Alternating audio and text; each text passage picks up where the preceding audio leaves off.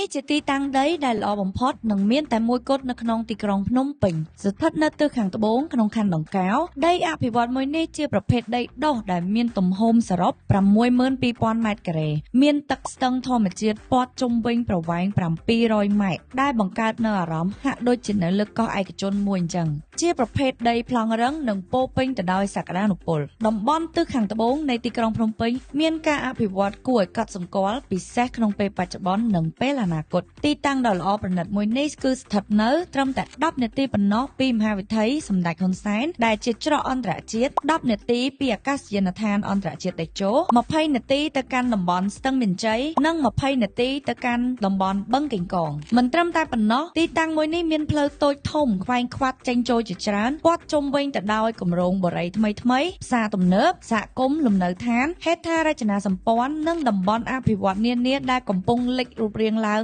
ជាបន្តបន្ទាប់ជាទីតាំងដ៏ល្អសម្រាប់អ្នកវិនិយោគនិងអ្នកអភិវឌ្ឍន៍ដែលកំពុងតែស្វែងរកអ្វីដែលធ្វើឲ្យទីតាំងដីនេះជាទីតាំងយុទ្ធសាស្ត្រសំខាន់សម្រាប់អ្នកវិនិយោគនោះគឺផ្លូវខាងមុខគម្រោងគឺជាផ្លូវអភិវឌ្ឍន៍ដែលតភ្ជាប់រវាងផ្លូវក្រវ៉ាត់ក្រុង2និងក្រវ៉ាត់ក្រុង3ជាមួយនឹងទំហំស្ថានភាពដីនិងព័ទ្ធដោយផែងទឹកធម្មជាតិដីនេះគឺស័ក្តិសមបំផុតសម្រាប់ការអភិវឌ្ឍជាគម្រោងបរិយាសម័យមើលថាសហគមន៍លំនៅឋានដែលមានក្លោងទ្វារយាមកាមត្រឹមត្រូវការរចនាដែលបំផុសគំនិតដោយផ្សារជាប់ជាមួយនឹងធម្មជាតិជាមួយនឹងផ្ទៃទឹកការរស់នៅបែបបៃតងនិងរបៀបរស់នៅដ៏ស្ងប់ស្ងាត់គឺជាគំនិតច្នៃប្រឌិតប្លែកពីគេហើយមានតែមួយគត់នៅក្នុងទីផ្សារនិងនៅក្នុងទីក្រុងភ្នំពេញតម្លៃដីនៅក្នុងតំបន់នេះបច្ចុប្បន្នគឺ